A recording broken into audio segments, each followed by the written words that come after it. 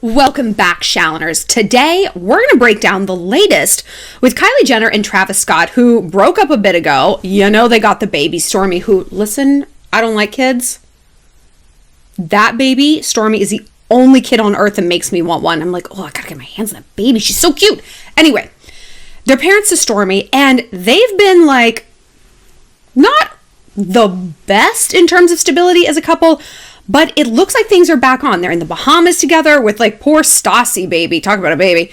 Like, third wheeling it along. It's very strange how Kylie always has, like, a BFF as a third wheel in, like, every relationship. Like, she can't not have a friend who she's given plastic surgery so they look identical. I've done a whole video series on it. You can check it out. But we're not just going to talk about what's going on with Travis and Kylie. We're going to talk about what we can learn from this. Namely, what to do if you're dating a guy who won't define the relationship. I'll break down what's actually going on, what he's not telling you, and actually what to do if you're the one who's hesitant to define the relationship and what that might mean, what your intuition is trying to tell you. But first, just want to remind you guys to follow me on Instagram so you can keep up with my adventure and travel and get some fun daily inspiration. It's going to keep you on that warm-blooded path. Also, if you have a love question of your own, find me on my website, shallonlester.com, and click Get Help. And if you want to book me for a video shout out, you can on Cameo. Weddings, birthdays, bar mitzvahs, breakups, everything in between. I'm your girl. So Kylie and Travis. So sources are telling people that they are very happy. It seems too early to say they're officially back together though. Kylie doesn't want the pressure to announce they're back together until there's more of a commitment from Travis and that she's done really well without him. Gee, I wonder who the source could be. Oh, it's probably fucking Kylie. If you guys are new to this channel, you know that I used to run Star Magazine. I was the editor there for a really long time. And like, I know who sources are. And sources are either like the stepsister who like lives in a trailer, the hairdresser, because you know we tell our hairdressers everything, or they're the celebrity themselves. Oh yeah. Celebrities know that this is how they can control a narrative. You know, information is more believable secondhand sometimes, right? Like certainly like good things and things that like paint you in a positive light. It's like, I'm a really good singer. People like, get away from me. But if someone's like, Shallon's a great singer, they're like, oh, why don't you sing at the Christmas party? I'm not a good singer. I'm not bad, but anyway. And like, this is their way of having information be disseminated in a way that's coming across as a bit more believable, right? But they still get to control the narrative. When I worked for the magazines I worked for, I mean, this is actually before my company owned them. It was like Life and Style and In Touch Weekly, but like the Kardashians were on the payroll. They would get a check every month. This was like 10 years ago. It was a long time ago, but why would they change? Because they were the ones feeding the Kardashian stories to the magazines. Pretty clever, right? And also giving the magazines, I assume, like gossip about other celebrities. And, you know, it's a very back scratchy kind of situation, as, I mean, almost in any industry is, right? So I think this narrative is coming from Kylie. And isn't it exactly what you want a non-committal guy to think? It's like, I don't need you and I was fine without you, but let me talk to People magazine, you know? So, and Kylie was posting these like weird pictures on her Insta story. They're not weird. They're just like a triptych of her and Travis from a basketball game in 2017 saying it's a mood. Okay, there are some phrases that I'm just so ready for them to go. Like lit. Hold on, I sneeze. Excuse me. Lit. Or like, it's a mood. It's a vibe. Or, oh my God, and this is what influencers and bloggers do, like walking into the weekend, like walking into Monday, like walking into my fucking blocked numbers. Like, stop. It's so like lame and like cringy. It's like, it's a mood. What mood is it, Kylie? Can you use your words? What mood? Do you want me to send you a list of feelings that my therapist emailed me so that I can be like, today I feel melancholy. Like I'm 5 years old again? So clearly she's dropping some hints. She also posted some photos wearing his like new like Nike collabs that aren't released yet. And like they're in the Bahamas together with the baby. So it's like, girl, you're dropping the hints. You're breadcrumbing. And I just think it's interesting that in this situation, it's like Kylie is the one who is like just fine without him, but also wants more commitment just in case maybe he didn't get that memo from like your more than likely intimate IRL conversations. Like if you're telling this to people, you're probably telling this to the dude. So what happens if we're dating someone who isn't exactly defining the relationship? Because this is how people is defining their non-defined relationship. They're together, but they don't have a title. They're not seeing other people, but they're not boyfriend, girlfriend. Now that sounds crazy, right? And yet, I get so many questions from you guys that say almost the exact same thing. Well, we're exclusive, but we're not boyfriend, girlfriend. What does that even mean? I work here, but I don't get paid. I'm her daughter, but she didn't give birth to me and I'm not allowed in the house. Huh? What are you talking about? She's my friend, but I don't have her phone number. What? Like these ideas don't go together. They don't go together. We're together, but we're exclusive, but we're not boyfriend, girlfriend. It's like,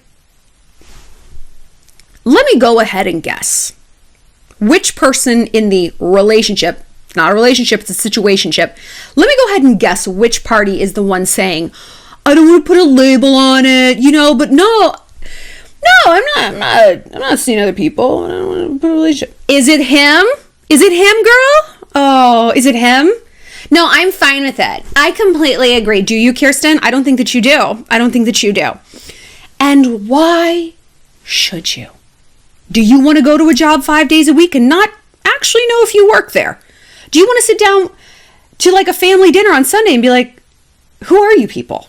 No, you want to know. Humans want clarity, right? We want to know where we stand, because if we don't, we're making decisions based on a reality that might not exist. It's like, well, this other guy asked me out, but if I go, am I cheating? Or if he's what? Because this is what a lot of you have said. Why you're emailing me and messaging me about like a situationship, like we're together but we don't have a title. Because so much of the time it's like, and then I kissed this boy like at a club or whatever, and my dude found out and like hit the roof. And it's like, he hit the roof because there's no rules, or the rules he had in place, he put in place to benefit him, and you called his bluff exactly like you should have. And I wrote back to you guys, because I've answered this question so many times. I'm like, then I guess that boy learned a very big lesson about leaving a woman unattended, right? I've said this to I don't know how many boys. You're careless with something valuable, it gets taken. You don't want to define the relationship? That's all right. I don't need to define to your bitch ass what I was doing with that boy last weekend, right? You want to be non-committal? I can be non-committal too. You want to make that decision? I will show you exactly what that looks like. You want to bluff? Don't bluff me, baby.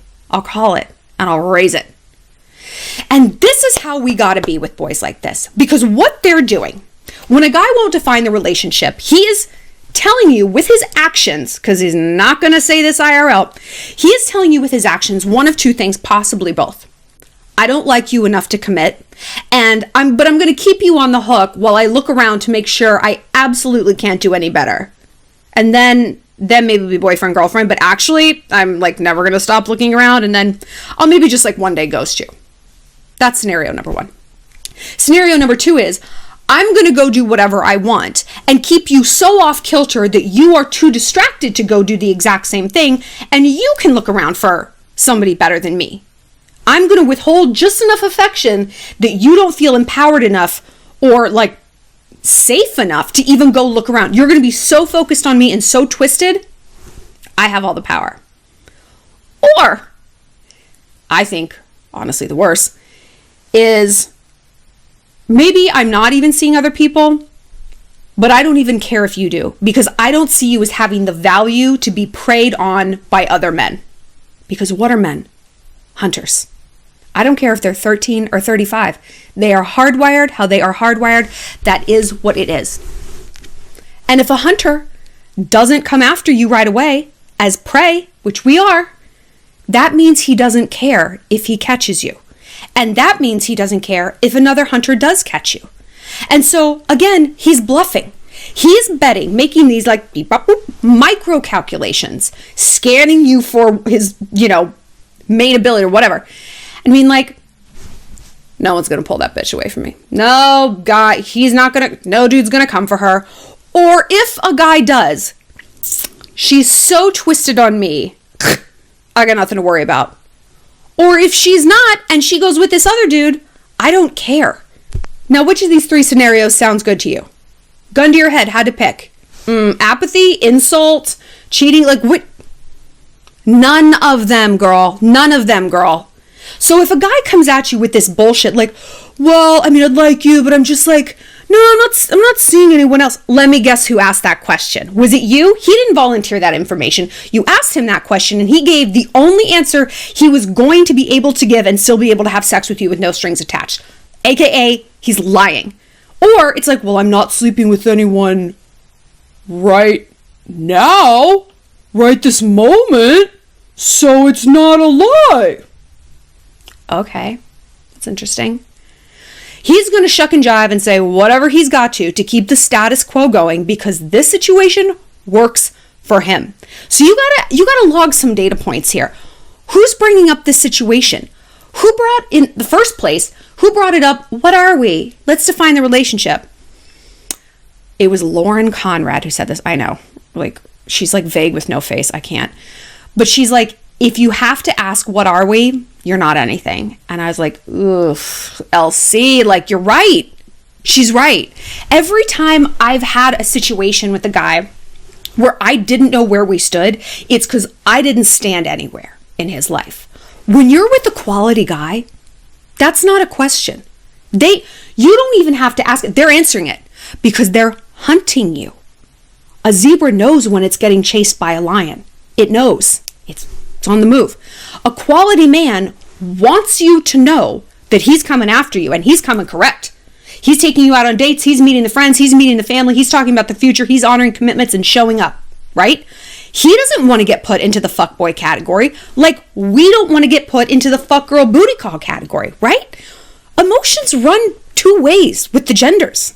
Like, if we don't want a dude we like to look at us like a trash chick, a quality guy doesn't want a quality girl to think that about him, right? So he's going to bring the heat. He's going to come correct. And he will be leading the conversation. He will be the one out on that emotional risky limb.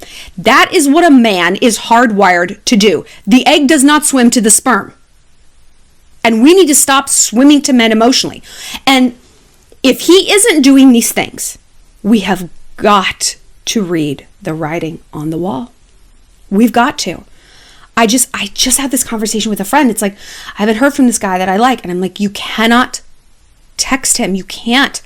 She's like, I'm like, but as painful it is, you got to just let it burn because they know how to find you. They know how to find you.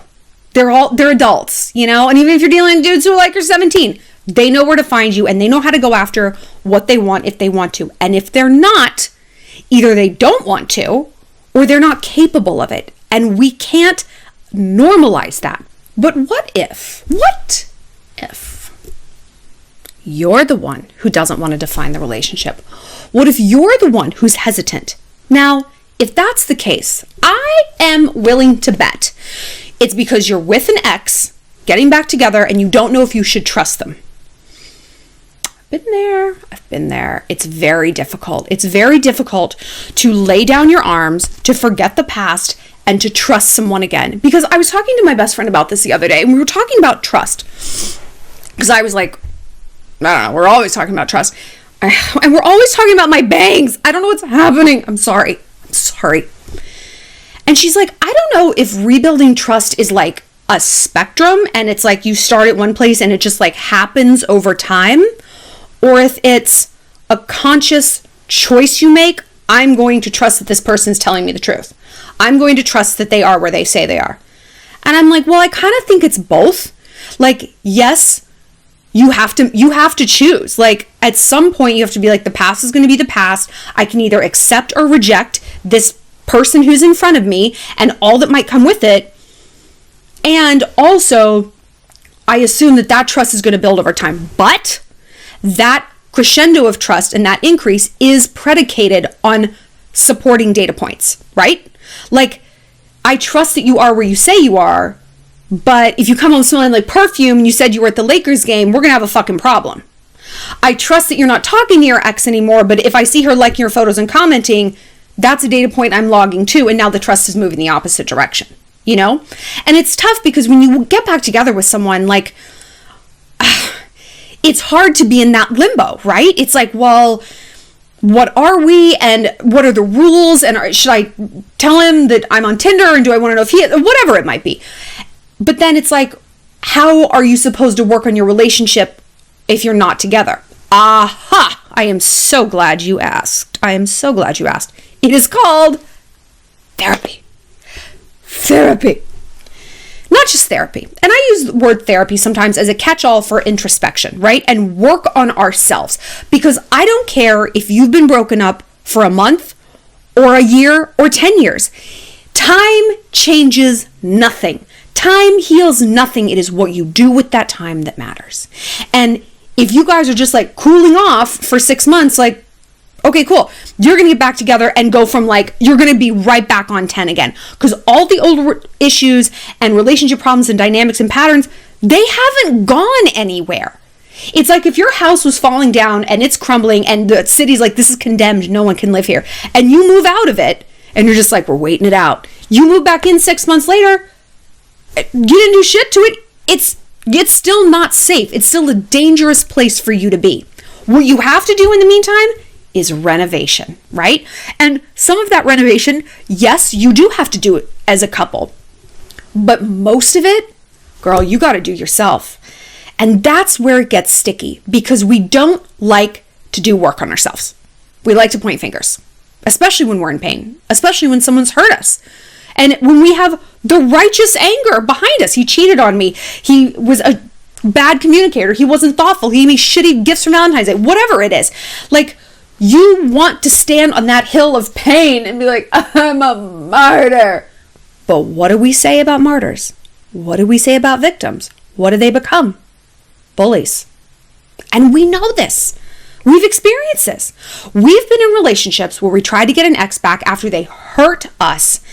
And I know you guys have experienced this where it's like, you cannot draw enough blood. You just can't. Like, you can't say enough mean things. You can't bring it up enough. You can't cry enough and scream enough and rage enough. You just can't. And like, how is that healthy for anybody? Like, it makes you feel out of control and crazy and just reliving everything again and again. Here we are again, talking about the past. It's clearly not making him, happy. Like, who in the hell would want to be in the doghouse for the rest of their lives? And it's not building your relationship. It's not forward moving. It's stagnation and it's in reverse. But it can have a usefulness if there is that insight, right? I don't just want to bring up the cheating. I want to bring up the cheating and what you learned from it and what you talked about in therapy and what you learned about coping mechanisms and what you learned about honesty, because you're actually a pathological liar or whatever it might be. So if you think that getting back together with an ex and that things are just going to be like completely different, they're not. It's just going to be a matter of time until everything starts to repeat itself. And so that's what I wonder about like Kylie and Travis. We don't know exactly why they broke up, but it's interesting that all their entire party line is, we're best friends, we're best friends, we're best friends. And I'm like, I would say that about someone like I wasn't attracted to. You know what I mean? Like, we're BFF, just buddies, snuggle buds.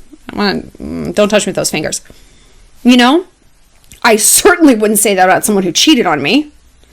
I wouldn't say that about someone who ghosted me and was like emotionally, stingy. So I wonder what it is.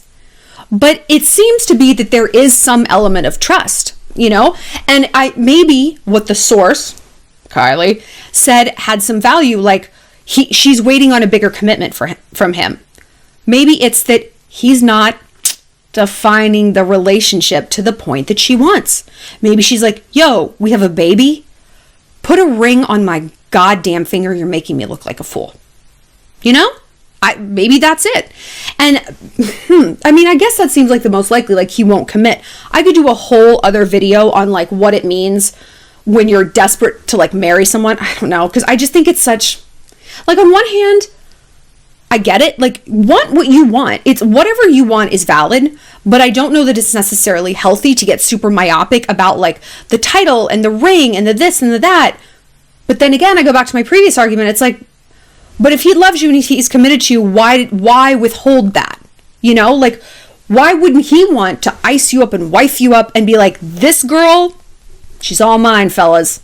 You know, like, it's a respect thing, especially if it's important to her. Like, you know, there's a lot of like pros and cons. You can make arguments for both sides of people who are like, I don't care to get married, and a girl who's like, okay, well, that's really, really important to me, you know? And it's valid, and whatever it is you want, that's fine. But you got to be honest about it, and not just honest with yourself. More importantly, you have to be honest about the viability of that outcome from your partner. Because, yeah, Kylie, if you guys live together and if you have a baby and he's not putting a ring on it, it's because he doesn't want to. It's not because like, oh, he doesn't have your phone number, doesn't know where to find you on a Saturday night. He knows what you want. He heard you. Maybe you don't hear him. Maybe that's the way it is. Maybe you're the one not listening. Maybe you're the one being stubborn and banging your fists on a closed door. And maybe this is the relationship as it's going to be. And maybe that's never going to change. And maybe you got to sit and think, is this good enough for me? And if the answer is no, that's completely valid too. But then you got to take steps to get out of it, right? You can't, we as human beings, and certainly women, we cannot try to fit a square peg into a round hole. We cannot try to squish a whole person and what they want and they don't want and their desires and into our version of happiness. That's not fair. Imagine if guys did that just with our bodies. Why don't you have a bigger ass and bigger tits and thinner ankles and longer hair and whatever? We'd be like, oh, go kill yourself. I mean, you better say that. If you don't, I will say it. I keep waiting for someone to book me to do a cameo shout out and just be mean to somebody who's been mean to them. I'm so ready. So ready. But we don't accept that. Like, we don't want a man to do that. You stay home, don't work. Or you're a loser if you're just a stay-at-home mom. You need to go have a PhD and work and bring home $300,000. It's like, fuck you. But then we can't do that to other people. We can't be like, your version of happiness has to be mine. No. I don't care if you're not happy, if you don't want to get married. I want to get married. And this is the difficulty. We can't just fall in love with somebody. We have to fall in love with their circumstances too, right? Otherwise, you have someone who you're just hot pants feelings for, and it's like a fuckboy scenario and it never works out, or it's like a dead end. They've got a girlfriend, whatever. Or they're just good on paper. And you have to have both. You have to have an emotional compatibility and a logistical compatibility. So if you're contemplating getting back with your ex and it's this like, I don't know if I should trust, I don't know if I should trust thing, log some data points. Have you seen data that tells you this outcome is going to be different, right? It's like a scientific experiment. Okay, I poured a little this, a little that, it blew up in my face. So this time, am I going to pour the same amount? What's going to happen? What do you think's going to happen, girl? Come on, Dr. Blondie, you can do it. Are you changing the formula? Or are you not and expecting a different outcome? It doesn't work that way. At least not for long. I always think we can get like 3 good weeks. You know, when you get back together, you get 3 amazing weeks. You're just in that high. We're back together, having sex, and blah, blah, blah. And then it's like, are those wet towels on the bed, David? Oh my God. You know, and like, here we are again. And that's because if you're not working on yourself, if you haven't spent the time analyzing, okay, how did I contribute to these negative dynamics? And I'm not saying that anything in that relationship, someone cheated on you, that's not your fault. But it is your fault if you saw red flags and you ignored them. It is your fault if you permitted and promoted a behavior or a pattern or a dynamic, right? And doing that introspection is like an arrow through your heart. Sometimes it really is. It's awful. It's awful. But if you truly want a situation to work out a second time, you got to. Because then, if for no other reason, you're going to be very aware of how much skin they've got in the game, right? If you do that sticky emotional work and you're like, ugh, this is painful, and you cry and you're in therapy, or you're just sitting with your feelings and you're really being honest with yourself and people in your life are being honest with you, You are going to feel in control. That's what empowerment means. It means I have control over the outcomes of my life. I'm not a passenger in my own life anymore. And you're going to see him and see if he's doing the same thing. Your standards are going to get much, much higher. Because when you have rules and when you live a life of emotional discipline, I know, awful, you're going to tolerate nothing less from anyone else, right? You're going to be like, oh, I'm sorry. You've spent the last 6 months playing Fortnite and just like, is that what it is? Fortnite? And like writing me these stroppy drunk texts, but I've been in therapy. I've really been like feeling and hurting and processing and emoting, and you haven't done any of that. And you think you deserve to get back together with me? Why? What have you done? Why do you think this is going to be different? Give me some data. And they can't. And we have to see that. And it's easier to see when we're coming from a place where we've done it too. Because now we're not a victim. Now we're in control. And now we're not standing on our hill of martyrdom, just crucified. We are saying, no. I've come on down. Come on down from my cross. And I'm in control here. And I'm not going to settle for someone. I don't want to be around someone who's not in control of their lives. It's unattractive. It's deeply, deeply unattractive when you do the work and other people don't. It's like if you're on a really good health kick and you lose weight and you're doing keto or you're doing Orange Theory, whatever it might be, and your partner is just being a slobby little garbage pail, you're like, you're gross. And it's not their body, it's their work ethic. It's like, you clearly don't respect what I'm doing. You don't respect yourself enough to do that work purely for yourself. And therefore, you don't respect this dynamic. And it really hurts to see the truth. That's the hard thing, you know? Trust is easy. I realize that. Trust is easy because when you love someone, you want to believe. You want to be gaslighted. You want to be talked out of everything. Every paranoia. You want a slightly plausible reason or excuse. Okay, great. No, yeah, that's fine. Your buddy Jake suddenly wears Chanel number 5. That sounds, yeah, and you hugged him. That sounds reasonable. Fine. It's the walking away that's hard. It's when you log that data point and you have to look right at it and you have to make sense of it. And you have to say, I can't ignore this. I can't ignore the writing on the wall. This isn't the fucking Bird Box challenge, okay? 99% of the questions that you guys send me, they don't come down to, I didn't know. I didn't know who this is who he was. I didn't know this was the deal. I didn't know this was the dynamic. I didn't know this was the trajectory. No. It comes down to, I knew, but I chose to ignore it. And those are always the letters from the most broken-hearted people because they're not just mad at the guy. They're not just mad at fate. They're mad at themselves. And baby girls, it sucks to be mad at yourself. You deserve to love yourself. And when you're mad at yourself, you can't love yourself. Like, we talk about love yourself, self-care. It's like, well, that's really hard to do when you're like, guess who's the idiot who let this person back into their life and I knew better and I looked at this data point and blah, blah, blah, blah, blah. How do you love yourself? And then you start this cycle of self-punishment and guilt and all this stuff. So it comes back to reading the writing on the wall and really evaluating it. Maybe sometimes how you need to, not how you want to, but how you need to.